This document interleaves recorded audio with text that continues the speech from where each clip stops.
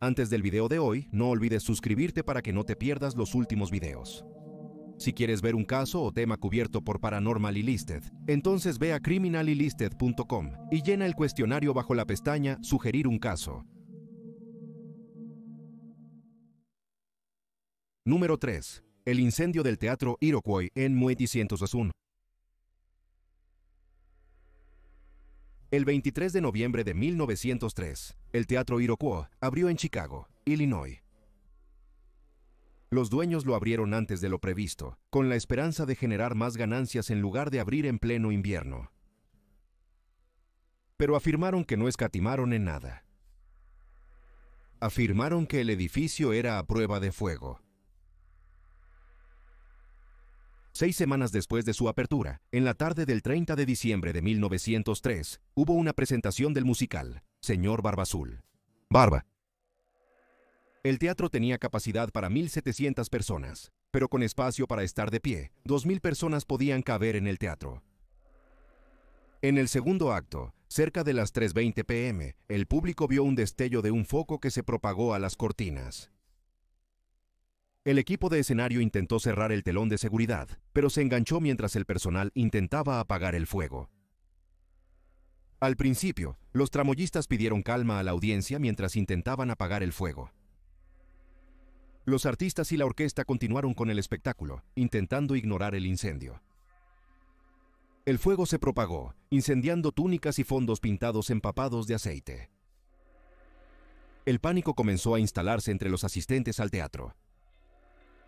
La audiencia, mayormente mujeres y niños, huyó hacia las salidas. El personal y la tripulación abrieron las puertas laterales, provocando una contracorriente que lanzó una bola de fuego por el teatro. Los puntos calientes en el teatro aceleraron el fuego. A pesar de tener casi 30 salidas de emergencia, los miembros de la audiencia no pudieron encontrar las salidas de incendios. Los dueños del edificio no marcaron claramente las salidas. Además, muchas puertas tenían cerrojo para mantener alejados a los intrusos. La gente se apresuró a las puertas bajo el marquesina. Solo se abren hacia adentro.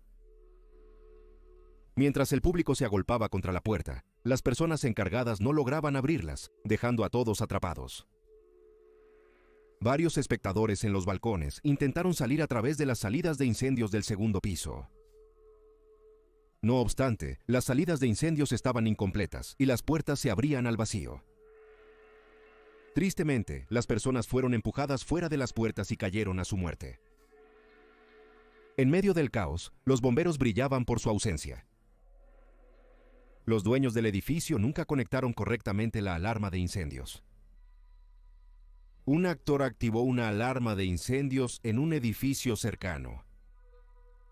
Cuando llegaron los bomberos, ya era demasiado tarde. El fuego casi se había apagado solo. El incendio duró unos 15 minutos. Había un silencio espeluznante mientras los bomberos abrían la puerta para encontrar cuerpos muertos apilados en filas. Según un informe, miembros de la audiencia de 6 y 7 pies de profundidad fueron encontrados no apilados en capas, sino revueltos y retorcidos en una lucha entre ellos.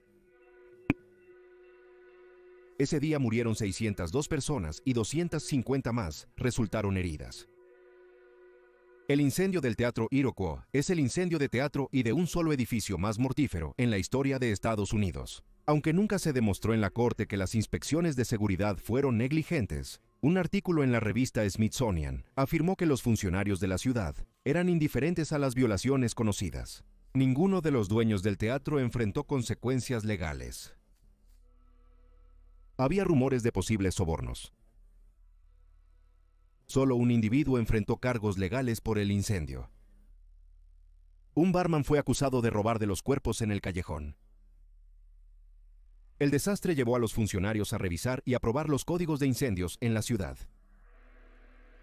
Después, los edificios públicos requerían salidas de emergencia marcadas e iluminadas, alarmas de incendio y puertas que se abrían hacia afuera. A pesar de los trágicos eventos de ese día, el teatro fue reconstruido en 1926 y ha cambiado de propietario con el tiempo. En 2019, el teatro fue reabierto como el Teatro Nederlander, que aún opera hoy en día. El legado del incendio del Teatro Iroquois permanece con el teatro. Las supuestas apariciones lo garantizan. Muchas personas han tenido experiencias fantasmales dentro y alrededor del edificio. El elenco y el equipo de varias producciones han visto figuras sombrías moviéndose en el balcón. La gente a menudo huele humo en las escaleras traseras. Las personas han visto apariciones vistiendo ropa de principios de siglo. La exalumna de Saturday Night Live, Anna Gasteyer, contó algunas historias sobre sus experiencias en el teatro en un episodio de Historias de Fantasmas de Celebridades. Gasteyer interpretó a Elphaba durante la temporada de Wicked en Chicago, desde 2005 hasta 2006. Mencionó el Callejón de la Muerte. Es el callejón donde algunos espectadores del balcón cayeron y murieron. Gasteyer dijo, siempre tuvo lo más sombrío, oscuro y desolado. Era un callejón terrible, realmente lo era, se sentía terrible. Fin de la cita. Gasteyer dijo que había escenas en las que su personaje volaba, y mientras estaba sobre el escenario en un arnés, vio grupos de personas que describió como, cita, casi como familias, reuniones de personas que estaban juntas. Fin de la cita. Pero cuando aterrizó, no había nadie allí. También escuchó la voz de un niño mientras caminaba hacia su camerino. Al doblar la esquina, vio nuevamente a una mujer con un niño y una niña vestidos con ropa de principios del siglo XX. De repente desaparecieron. Los visitantes también han captado fotos extrañas en el Callejón de la Muerte, como la que se muestra. Pitones en el callejón han sentido una mano fría que los toca o llama sus nombres. También ha habido avistamientos de apariciones cayendo al pavimento. Un director de escena entró a un callejón para descansar y fumar. Escuchó una voz que decía, «El humo te matará». Miró en la dirección de la voz y vio a una mujer con una falda de aro que rápidamente desapareció en el aire. También ha habido extraños sucesos en el 8º piso del edificio vecino. El edificio se utilizaba como un lugar de triaje antes de que los cuerpos fueran llevados a la morgue. El antiguo Teatro Iroquois es uno de los 42 lugares más embrujados del mundo, según Condé Nast Traveler, seleccionado de manera independiente por editores y escritores. 2. El incendio de Bostigo. El verano de 1871 fue uno de los más secos en la historia de Wisconsin. Peshtigo, Wisconsin está en las orillas del lago Michigan. En 1871, era una bulliciosa ciudad de tala con una fábrica a favor del viento que hacía cubos y palos de escoba a partir de troncos enviados por el río Peshtigo. La ciudad tenía tiendas, hoteles, fábricas, 2 iglesias y una escuela, lo cual era impresionante para la época. La zona tenía muchos árboles. Para construir, era necesario despejar el terreno. A veces, los trabajadores causan sin querer pequeños incendios de matorrales, pero estos pueden controlarse fácilmente. Incendios forestales menores se habían extendido antes hacia el pueblo de Bostigo sin causar gran alarma. Sin embargo, la noche del 8 de octubre, 1871, el aire frío avivó algunos incendios de matorrales, dirigiéndolos hacia el pueblo. Al final, se transformó en una tormenta de fuego. Según la Administración Nacional Oceánica y Atmosférica, una tormenta de fuego ocurre cuando, según se cita, el calor de un incendio forestal genera su propio sistema de viento. Los investigadores de incendios forestales han descubierto que los vientos de la tormenta de fuego pueden alcanzar velocidades de 100 millas por hora y temperaturas de 2000 grados Fahrenheit. Mientras la tormenta de fuego devastaba la ciudad, las casas y vagones de tren eran levantados del suelo y los árboles arrancados de raíz. Los sobrevivientes dijeron que la tormenta de fuego era tan ruidosa que la llamaron, cito, el sonido del juicio, fin de la cita. Muchas personas en el camino de la tormenta de fuego no tuvieron oportunidad. Ráfagas de viento arrancaron a los niños de los brazos de sus padres. El humo era tan denso que los evacuados casi no podían ver al correr. Otros se cegaron cuando la ceniza ardiente y los residuos les entraron en los ojos. El aire sobrecalentado quemó los pulmones de algunas personas. Algunos cavaron hoyos en el suelo y otros saltaron a los pozos de agua buscando seguridad. Pero esto causó otro problema. Algunas personas murieron de hipotermia en el agua fría. Otros se ahogaron por permanecer demasiado tiempo bajo el agua para evitar el aire caliente. 3 hombres que se escondieron en un tanque de agua fueron hervidos hasta la muerte. Una chica, Helga Rodsted, de 16 años, intentó huir del fuego, pero el intenso calor encendió su cabello. Después, las llamas rodearon a la joven. Algunos residentes abrumados simplemente se acostaron y dejaron que el fuego los consumiera. Después del incendio, todo el pueblo fue destruido. Más de 800 personas murieron en la primera hora. El incendio siguió extendiéndose. Para la mañana siguiente, 16 otras comunidades dentro de 1.875 millas cuadradas fueron destruidas. En total, entre 1.250 y 2.500 personas perecieron en el incendio. El número final fue difícil de calcular, ya que los registros de la ciudad que no fueron destruidos eran irregulares. Muchas víctimas fueron quemadas más allá de todo reconocimiento y enterradas en fosas comunes. Un gran problema fue que se aniquilaron familias enteras, por lo que incluso si los restos eran reconocibles, no había nadie para identificarlos. El incendio de Bustigo es uno de los incendios más devastadores en la historia americana. Curiosamente, otra gran catástrofe de incendio ocurrió 250 millas al sur en Chicago, el mismo día que comenzó el incendio. Se le conoce como el Gran Incendio de Chicago.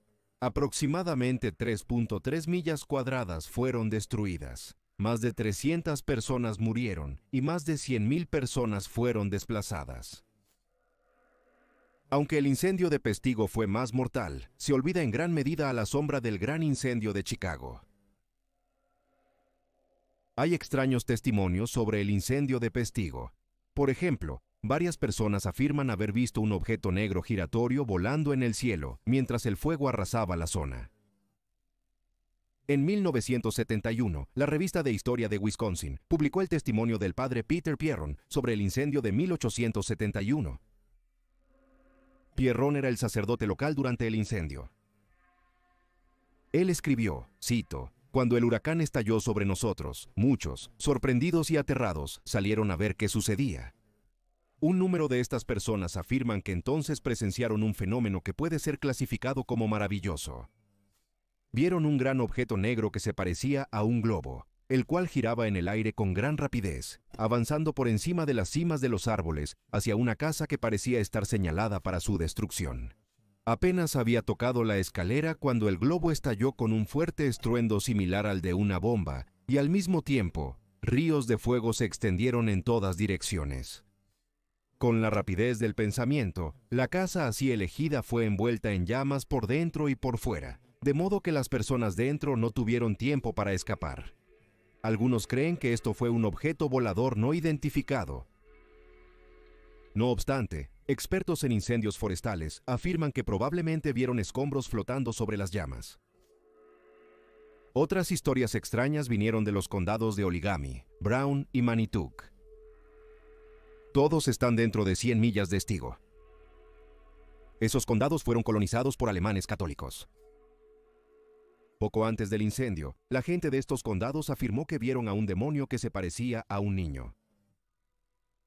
Una descripción del demonio fue, cito, una larga cola de fuego montando un gran ciervo negro con múltiples cuernos, esparciendo fuego a su paso. Fin de la cita. Mientras el fuego se propagaba hacia Champion, algunos residentes se refugiaron en la capilla local. 12 años antes, una inmigrante belga llamada Adele Bryce construyó un santuario para honrar a la Virgen Madre, después de afirmar que María la visitó en el lugar. Al salir de la capilla al día siguiente, los residentes descubrieron que el área circundante a la iglesia estaba intacta. Desde entonces, este suceso se conoce como el Milagro del Fuego.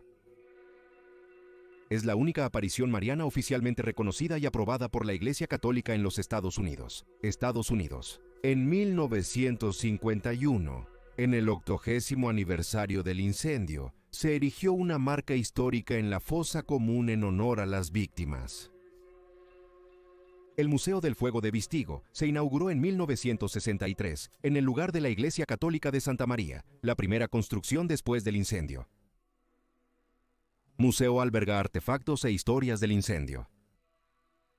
Según los visitantes, el museo está embrujado. Algunos han informado de escuchar voces fantasmales, ver apariciones y oler humo. Un visitante reportó ver el edificio envuelto en llamas fantasmales. Las personas también han afirmado que han visto personas sombra alrededor de la fosa común. El olor a humo persigue a estos fantasmas. En septiembre de 2013, la Red de Investigación Paranormal del Medio Oeste investigó el museo y la zona circundante. El equipo Fenómeno de voz electrónica del equipo recogió múltiples grabaciones tenues.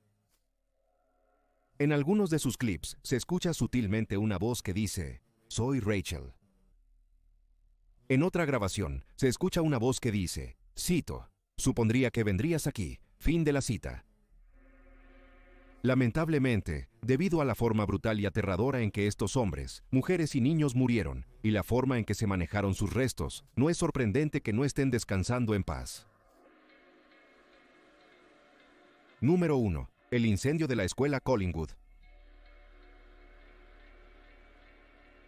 El 4 de marzo, 1908, inició como un día escolar común en la escuela Lakeview, en Collingwood, Ohio.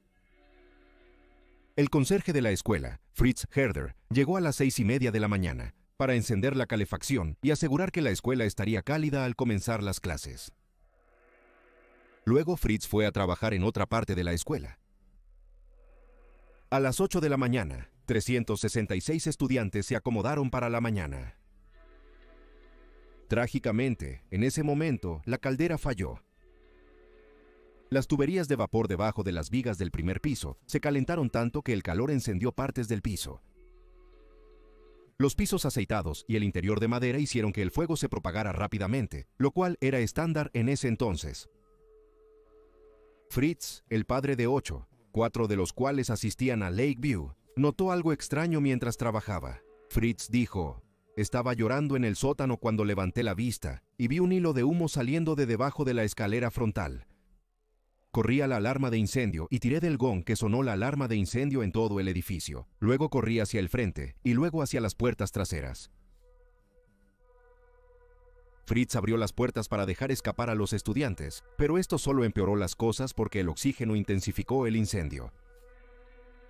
Luego, las puertas se cerraron de golpe. En un estado de pánico, Fritz corrió al aula de su hija de 13 años, Elena, y les instó a abandonar el edificio. Fritz dijo, cito, «No puedo recordar qué pasó después, excepto que vi las llamas disparándose por todas partes y los pequeños niños corriendo a través de ellas gritando. Algunos cayeron en la entrada trasera y otros tropezaron con ellos. Vi a mi pequeña Elena ahí. Intenté sacarla, pero las llamas me hicieron retroceder. Tuve que dejar a mi pequeña hija morir». Mientras tanto, los estudiantes en otras partes de la escuela asumieron que la alarma de incendio era una broma. Solo cuando bajaron por una de las escaleras se dieron cuenta de que el incendio era real. Algunos estudiantes intentaron correr a través de las llamas, mientras otros retrocedían por las escaleras. La maestra, 28 años, intentó escoltar a sus 39 estudiantes de segundo grado fuera de la escuela por las puertas traseras. Ya había niños allí intentando abrir las puertas. Entraron en pánico cuando las puertas no se abrieron. Después, los estudiantes se amontonaron en la puerta. Weyler trató de sacar a los estudiantes de la multitud y abrir las puertas, pero fue pisoteada hasta la muerte por ellos. Mientras tanto, los estudiantes intentaron huir por la entrada principal. Los estudiantes abarrotaron el vestíbulo que lleva a la puerta principal. Mientras algunos estudiantes intentaban retroceder, más corrieron hacia ellos, atrapándolos en el vestíbulo. Padres angustiados y trabajadores de un patio de trenes cercano se apresuraron a la escuela para ayudar. Algunos estudiantes escaparon, pero volvieron a entrar para rescatar a sus hermanos. Los bomberos encontraron luego los cuerpos de los hermanos abrazados. Los rescatistas no pudieron abrir las puertas. Los trabajadores del patio de ferrocarril golpearon y martillaron las puertas de madera sólida hasta que sus puños estaban sangrantes. Terminaron rompiendo ventanas y ayudando a los estudiantes a salir de la escuela. Fritz Herder, que todavía estaba en el edificio, sacó a los niños por las ventanas. Sus manos estaban quemadas de negro mientras permanecía en el edificio tanto tiempo como pudo. Luego se escapó él mismo. Al final, las puertas traseras cedieron por la manera en que los estudiantes intentaban salir a empujones. La pila de cadáveres alcanzaba casi 2 metros de altura. Los rescatistas intentaron desesperadamente sacar a los niños de las pilas enredadas, pero las llamas los hicieron retroceder. Tuvieron que mirar impotentes mientras las llamas engullían a los niños. Finalmente, las puertas delanteras también estallaron, liberando otro grupo de niños. La mayoría ya estaban muertos. Wallace Upton encontró a su hija de 10 años muerta en la pila. Estaba pisoteada y gravemente quemada, pero aún viva. Upton intentó salvarla, pero no pudo liberarla de la pila. Upton sufrió quemaduras graves y se negó a recibir atención médica por varias horas. En otro caso, una madre llegó a ayudar y encontró a su hija atrapada en una pila de estudiantes. Incapaz de sacarla, la madre sostuvo la mano de su hija mientras ella fallecía. El departamento de bomberos de Collingwood no estaba listo para la masacre. La tripulación, mayormente voluntarios, tardó en responder. El departamento de bomberos solo tenía un carro tirado por caballos y estaba a 1 milla de la escuela cuando comenzó el incendio. Cuando llegaron, sus mangueras no tenían suficiente presión para alcanzar el 2.º piso y sus escaleras no eran lo bastante altas para el 3.er piso. Aunque hubieran podido hacer algo, habría sido inútil en ese momento. El incendio se tornó incontrolable. El incendio arrasó el interior de la escuela en 30 minutos. Mientras el fuego se apagaba, bomberos y ferroviarios pasaron horas desenredando los cuerpos. Michael Fallon, jefe de batallón de los bomberos de Cleveland, describió cómo recuperaba los cuerpos de los escombros quemados. Dijo, cito, bajo mi supervisión, el hombre trabajó con palas durante aproximadamente 1 hora, pero encontró este método muy lento y bastante difícil, ya que hasta este momento solo habíamos obtenido unos 10 cuerpos, debido a las masas enredadas de cuerpos quemados. Y como deseaba extraer los cuerpos sin emular, entonces decidí flotar los cuerpos poniendo un gran chorro de agua debajo de cada uno de ellos, creando así presión, lo cual resultó satisfactorio. Los cuerpos flotaban alrededor como carne en un recipiente. Después de esto, nuestro trabajo fue fácil. Nos vimos algo obstaculizados debido a los padres de los niños muertos, que clamaban por echar un vistazo a estos pequeños queridos, mientras eran sacados de las ruinas del edificio, a camillas y ambulancias. Fin de la cita.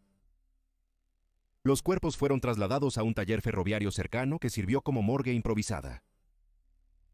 Los cuerpos fueron dispuestos en líneas de 10. Algunos cuerpos estaban tan carbonizados que partes se desprendían mientras se movían, lo que dificultaba aún más la identificación. Una multitud de familias afligidas llegó a la tienda, buscando desesperadamente respuestas. Se permitió a los familiares entrar a la morgue en grupos de 10 para identificar a sus hijos. Algunos estudiantes estaban quemados más allá del reconocimiento, lo que llevó a que algunos cuerpos fueran mal identificados. Otros cuerpos no fueron identificados porque sus restos no eran reconocibles. Otros no fueron identificados. No se hallaron 19 conjuntos de restos. Una de ellas fue Catherine Wheeler, la heroica maestra que intentó salvar a los estudiantes. En total, el incendio de Collingwood se cobró 175 vidas, 172 estudiantes, 2 maestros y un rescatista, John Cracknick. Fue de los primeros en llegar al lugar. Se le vio por última vez corriendo hacia el edificio en llamas. Casi la mitad de los 366 estudiantes matriculados fueron aniquilados en minutos. Los residentes de Collingwood estaban indignados y buscaban a alguien a quien culpar, así que dirigieron su atención hacia Fritz Herder. Una multitud de 500 personas apareció en su casa horas después del incendio. La policía patrulló la zona para proteger su vivienda. Fritz y su familia se quedaron adentro. Al día siguiente, 3 ataúdes con los restos de 3 de sus hijos fueron entregados en la casa de su familia. Los cuerpos de sus hijos, Walter de 15 años, Elena de 13 e Ida de 8, fueron hallados acurrucados juntos en el segundo piso. Fritz también había sido quemado en el incendio y llevaba vendajes. Cuando la gente vio los ataúdes y los vendajes, abandonaron el área. Los investigadores determinaron que Fritz no fue responsable del incendio de la escuela. Fritz trabajó como conserje en escuelas locales hasta la edad de 70 años. Rara vez hablaba sobre el incendio. Murió en 1958 a la edad de 96 años. Mientras la mayoría de las familias decidieron realizar ceremonias privadas, el pueblo compró un terreno para una fosa común para las víctimas no identificadas. También se permitió a las familias que no podían pagar los gastos del funeral enterrar a sus hijos en la misma área. Los servicios funerarios duraron casi 3 días, desde el amanecer hasta el atardecer. No había suficientes carruajes fúnebres para los ataúdes, por lo que muchos usaron sus propios carros para llevar a sus muertos a los cementerios. Las ruinas quemadas fueron retiradas y en su lugar, el pueblo plantó un jardín público para conmemorar a las víctimas. El gran memorial en el centro tenía 175 azulejos cada uno con el nombre de una víctima. Al principio, se pensaba que los estudiantes no podían salir porque las puertas se abrían hacia adentro. Posteriormente se determinó que las puertas abrían hacia afuera. Un problema importante con las puertas era que los pestillos de las perillas eran difíciles de abrir. Una estampida de niños impedía a los estudiantes abrir los pestillos. Además, un informe del incendio mencionaba que las puertas interiores del vestíbulo que daban a las principales eran muy estrechas. Esto causó un cuello de botella de estudiantes. Además, las salidas de incendio de los pisos superiores no llegaban al suelo. El informe también decía que el diseño del edificio actuaba como una chimenea, forzando el fuego hacia arriba y quemando el interior de la escuela mucho más rápido. Más de 100 familias perdieron a un hijo debido al incendio en 1970. Después del incendio, muchas familias experimentaron sucesos extraños. Afirman haber visto a sus hijos fallecidos en casa. Algunos escucharon voces en otra habitación, y cuando entraron en la habitación, no había nadie allí. Luego de la destrucción del edificio, se erigió la escuela conmemorativa Collingwood en el terreno aledaño. Cerrada en 1970, los residentes que viven cerca de la abandonada escuela conmemorativa dijeron que han visto una luz brillante parpadeando en una ventana del segundo piso y luego moviéndose por el pasillo. Las personas que son lo suficientemente valientes para aventurarse en el edificio han afirmado haber sentido caídas de temperatura y lugares fríos. También han escuchado a niños gritando. El jardín conmemorativo, que cerró en los años 70, también fue una fuente de extraña actividad paranormal. Los visitantes afirman que han olido el hedor del humo tan pútrido que abandonaron el jardín. La escuela conmemorativa fue recientemente demolida y reemplazada por otra escuela. Hasta ahora no ha habido informes de actividad paranormal. Esperemos que los espíritus de los 172 niños y 3 adultos que perdieron la vida ese día finalmente estén descansando en paz. Gracias por ver este video. Si te pareció interesante, suscríbete. Tendremos un nuevo video sobre lo paranormal cada semana. Si eres nuevo en este canal, visita nuestro otro canal, Criminally Listed. Tenemos más de 325 videos con historias de crímenes extraños pero verdaderos. Encuéntralo en youtube.com, Criminally Listed. También tenemos un podcast sobre casos fríos resueltos, llamado Criminally Listed Presents, Into the Killing. Puedes encontrarlo en Stitcher, Spotify, Amazon Music y donde encuentres excelentes podcasts. Gracias por ver.